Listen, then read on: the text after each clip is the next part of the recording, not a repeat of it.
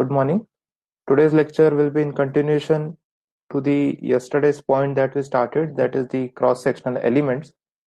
And before proceeding further, a quick recap of yesterday's lecture. So we started with geometric design of highways, and we saw geometric design consists of those aspects which are visible to our eyes when we see a highway. So before going to the geometric design, we saw the various aspects of highway design.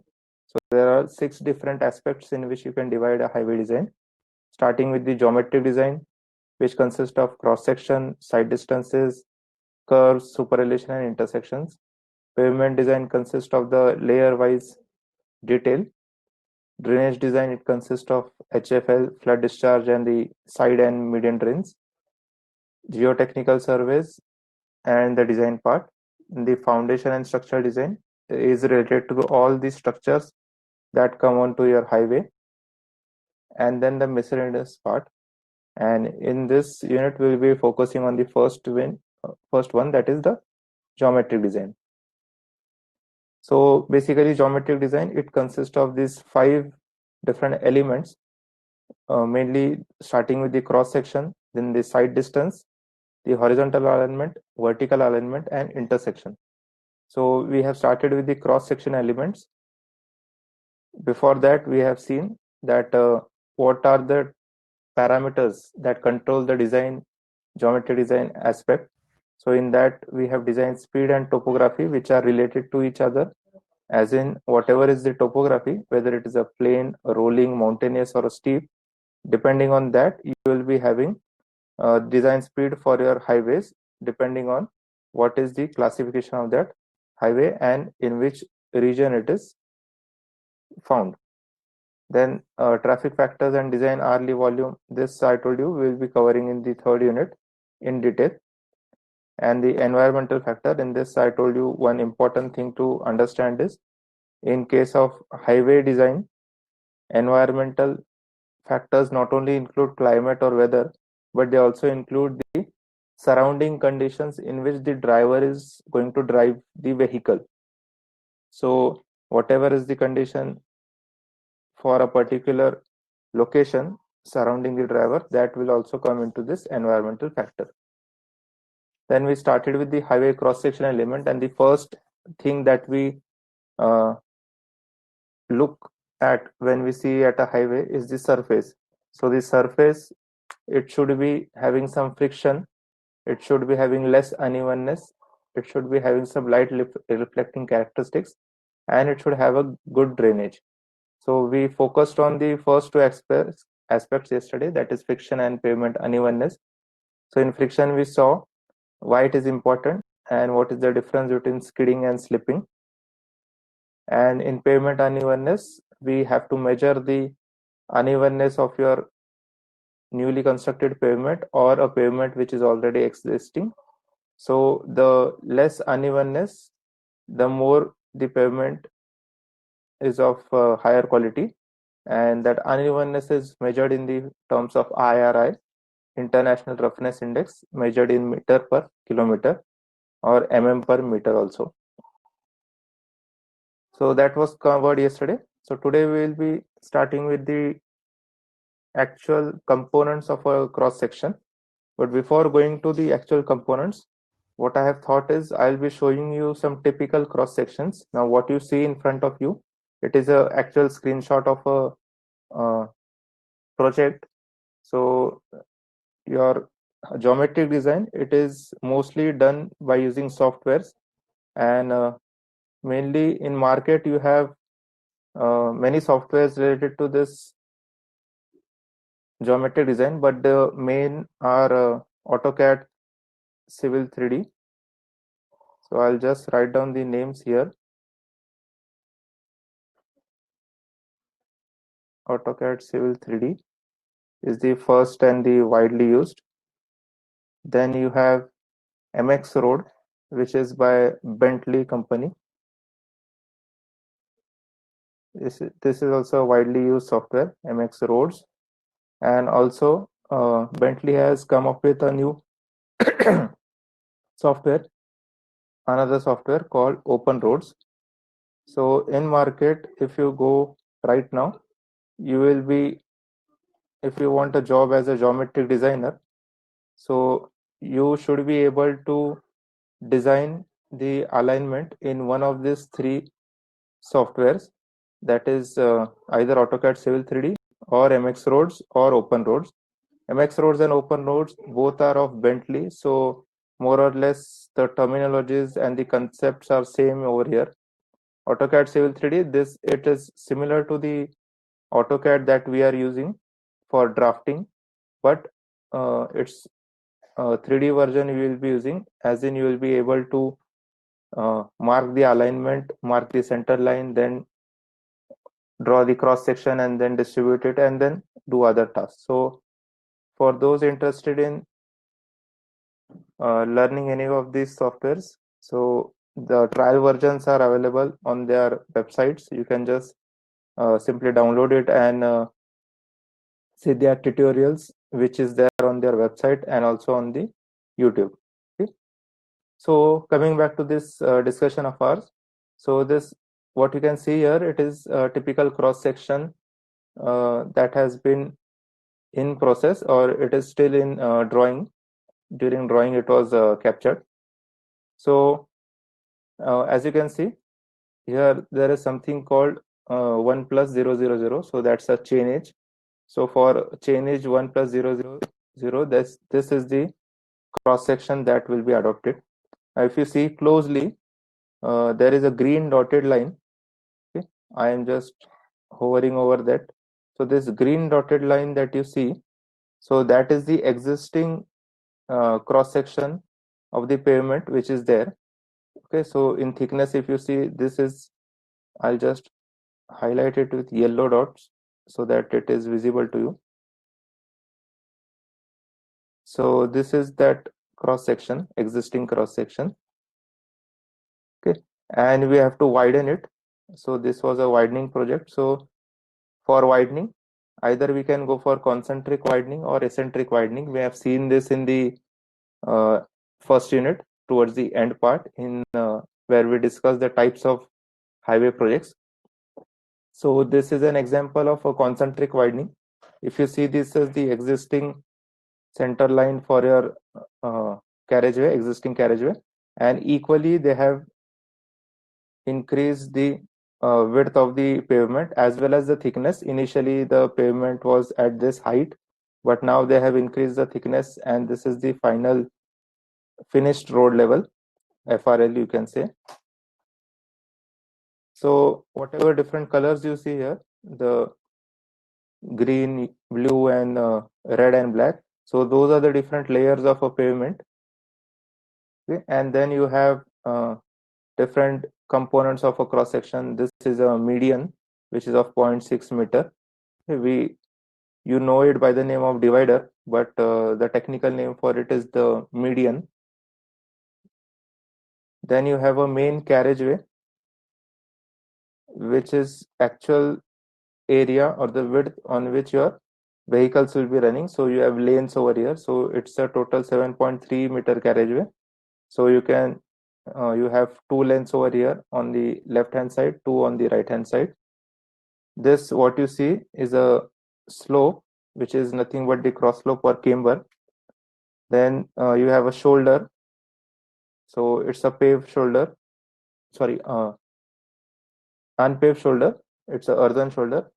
And then you have some extra space, and then you have a slope, which is for the embankment. So typical, this is the cross section. Before proceeding to the components of a cross section, I'll be showing you some typical cross sections, again from the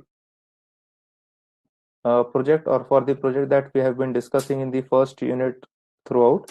So the same project, the Satna Shankargarh project, the 132 kilometer stretch that we had. So the report that we had submitted, so you need to submit a different volume which is only pertaining to drawings. So this is that volume, 90 pages volume, which is pertaining to only drawings. So in this you will be finding key plan, Okay, key plan is nothing but this is what we you can see is it is a key plan. Then a typical cross section. So we will be seeing in detail today what cross section was implemented there. Then you have something called strip plan and an alignment plan. So this may be later on when we progress through the second unit, I will be showing you. But today we'll be mainly focusing on this typical cross section, and briefly I'll be showing you this key plan. So key plan is nothing but as you can see here, if I just expand it. So just the Google Earth image we have overlaid over the actual alignment, and whatever will be the bypasses, proposed bypasses, or whatever proposals we have, so that we have also incorporated in this key plan. And then the main junctions on the main cities or towns also are highlighted. So by looking at this, you come to or you get an idea about the project. So this is a typical key plan that you have. Then comes the cross section. Now for this particular project, what were the alternatives given from by our company were that not only alternatives were given in the form of alignment, so from going from A to B, how many options are there, but alternatives were also given in the form of lane configuration, as in we had designed it for both the configuration, 2-lane highway as well as a 4-lane highway. So for cross section purpose, I'll be showing you the cross sections for 2-lane highway. Okay. Now uh, if you just give a thought, so cross section of a highway, suppose I am telling you that it's a 135-kilometer stretch. So what do you think, how many cross sections will be there for this 132-kilometer stretch? Either you will be having a same cross section which will be going throughout this 132-kilometer, or you will be having number of cross sections. So I just want you to guess that how many cross sections would be there for this 132-kilometer stretch. You can type your answers in the chat box quickly. Just a guess, a random guess. It can be any number you think, but a logical one. Don't type 100 and 200.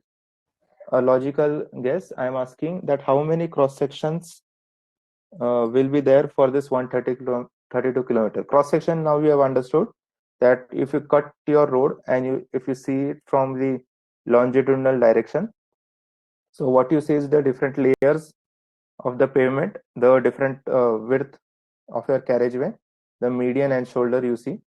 So how, if you have a same cross section throughout, that means your road is same from 0 chainage to 132 chainage.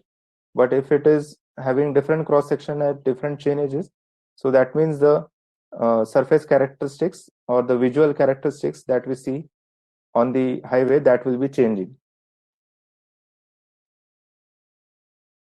So I'm not seeing any answers yet. Okay, one answer, Sumit is saying 4 cross sections. Okay. Any other answers? Just a random guess that how many cross sections would have been there for this project that we are discussing. So now, till now, you are pretty much acquainted with the project now, that from where it starts, where it ends, what all goes through the alignment. Okay, so another answer, Ashish is saying 2. I'm expecting a bit more participation. It may be any random number that you think. Okay, so others can also participate. Pallavi, Saurabh Deshmukh, Suraj Jagdane, Saili Mahajan.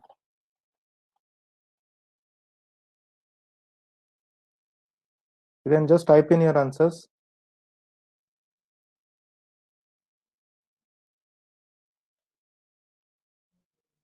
Okay, Saurabh is saying 4.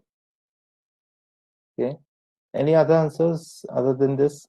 We have 2 4s and 1 2. So 4 cross sections, 2 cross sections are the answers given by them. Okay, I'll not waste much of the time. So total 14 cross sections, 4 cross sections were proposed for this two-lane configuration over the 132 kilometers test. Now, when I scroll down, we'll be seeing each one in detail. Why this 14 cross sections came into picture. So there are different towns through which your alignment passes.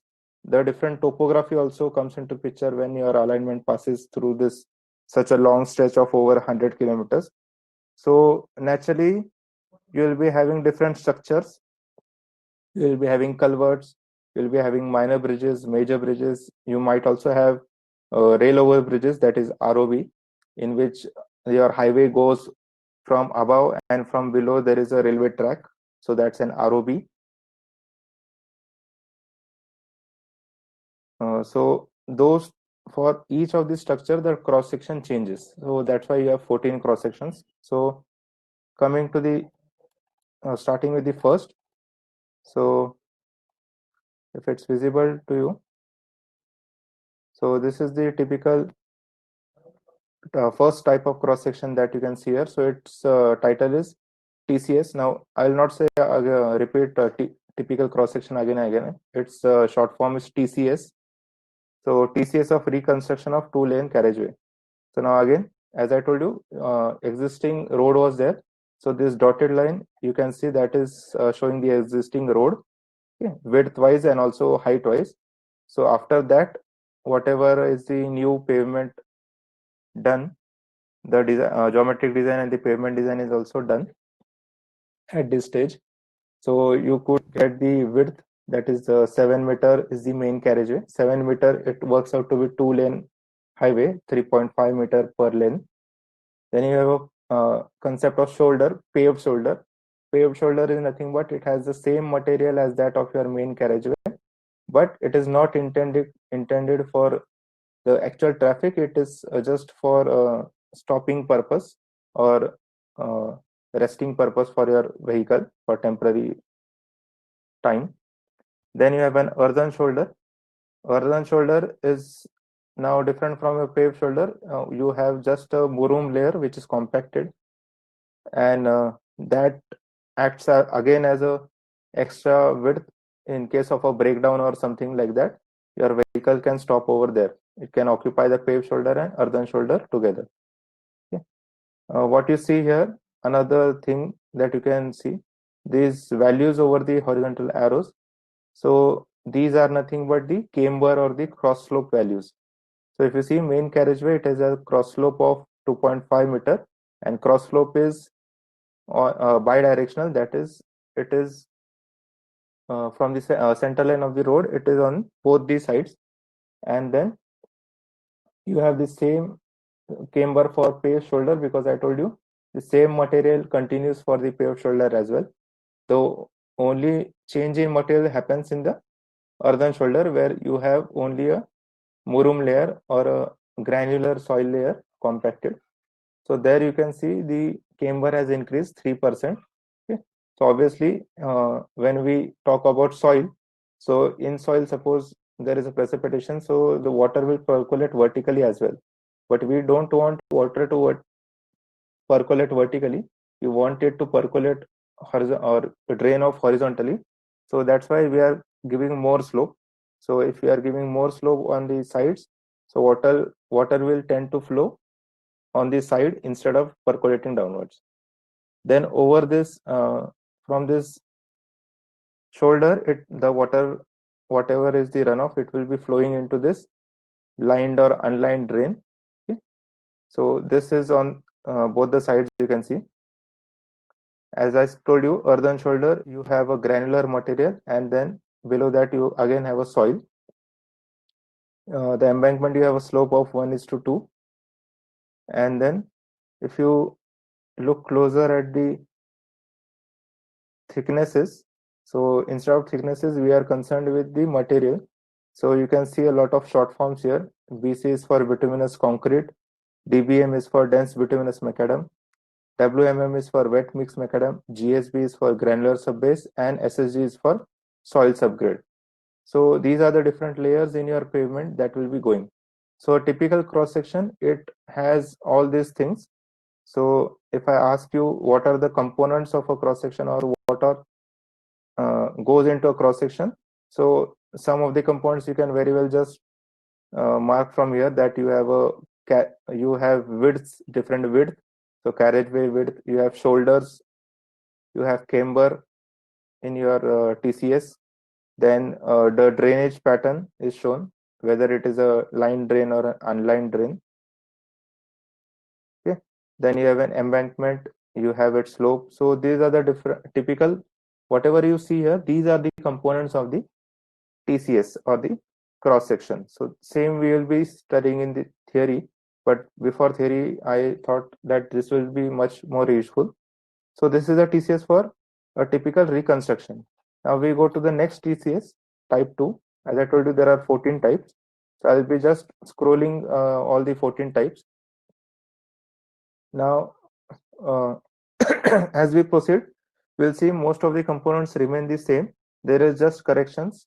Now, the second type is TCS of concentric widening, 2-lane, but it has a footpath now. In the above first TCS, you didn't had a footpath, you only had shoulders. Now here you have a footpath. Now this TCS will be applicable when your road or highway, it is passing through a habitated area, that is a village or a town or a city. So we saw that if it's a town or a city which is populated or which is going to develop in future, so we generally give a bypass, but not always we give bypass to all habitations. Otherwise, the purpose of connecting the villages will be defeated if we give bypass to each and every village. So our highway, it goes through some villages also, some habitations where you have a lot of pedestrians encountered. So in that case, to provide a safety to your highway as well as to the users of that village or town, so you provide a footpath over there. So only for that much kilometers, suppose you have some town through which your highway is passing, and 2 kilometers of your highway is passing to the town. So for that 2 kilometer, your cross section will change to this. You will be having a footpath, and if you see, the width remains the same. The paved shoulder, now the material has been changed.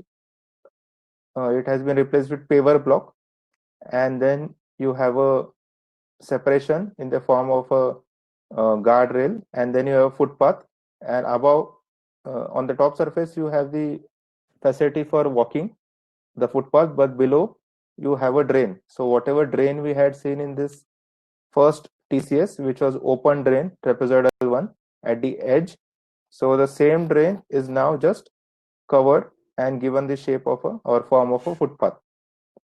Rest all things remain the same. Okay, then you can see the existing pavement, the dotted one, and over which we have a new pavement. Now there is something different here called as the profile corrective course. We called it PCC. This is not plain cement concrete, but this is profile corrective course. Now what happens is, sometimes, uh, as you can see, it's a reconstruction project that we are widening our existing pavement. So not always the existing pavement is 100% useless. Sometimes that pavement might have been constructed in recent years. So there is no need of dismantling complete pavement. You need only uh, clear off the surface and make it level. So to level up the surface, whatever small corrections you do, okay, in simple Marathi, if we say डागडुजी करणे, so that डागडुजी is nothing but this profile corrective course. So that comes into picture when you have an existing pavement which is retained. So you have a PCC, profile corrective course, and over that you have uh, the different layers.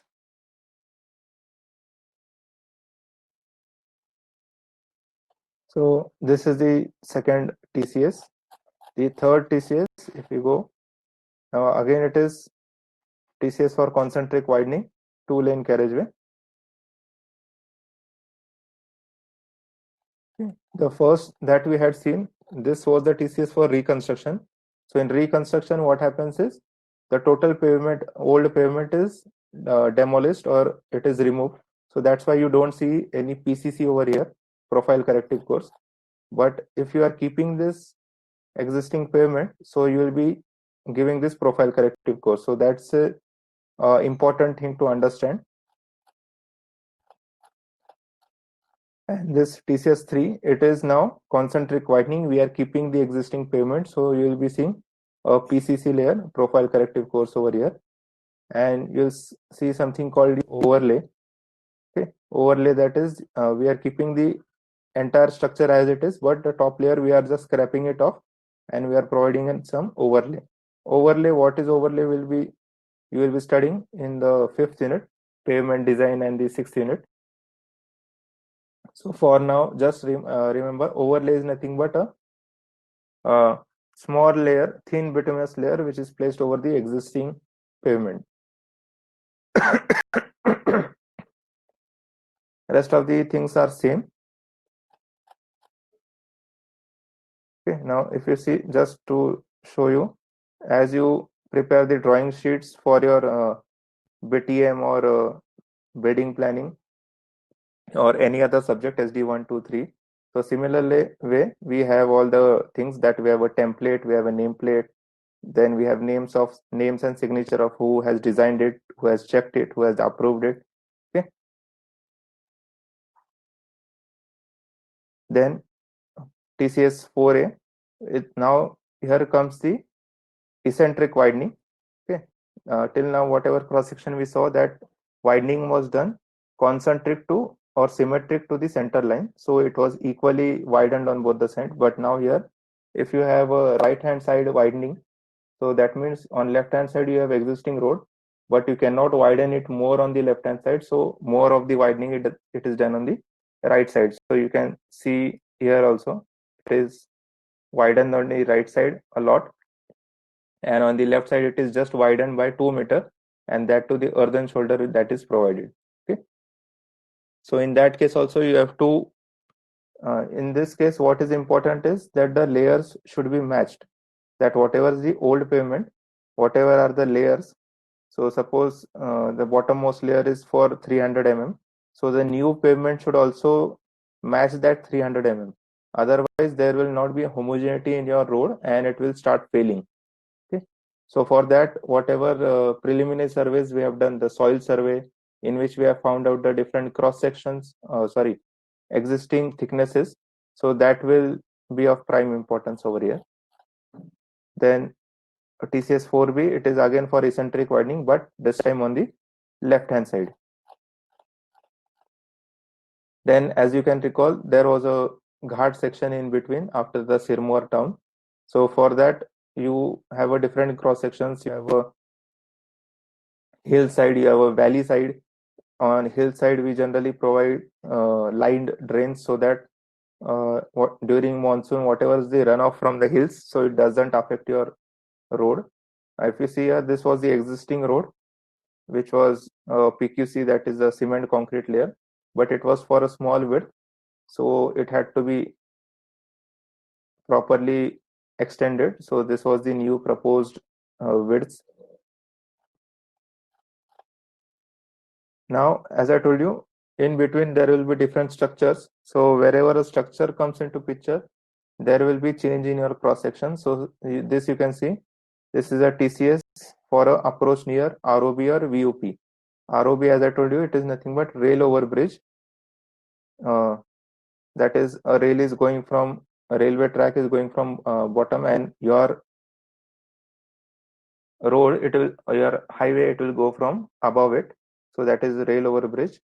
There is also RUB, called rail under the bridge. In that case, railway track goes from above and your road will go from below. It is also sometimes called VOP, and VOP is also in which there is a road from above and then your highway is going from below, so that's a vehicle underpass. So in that case, VOP, it will nothing be but it will be a type of flyover.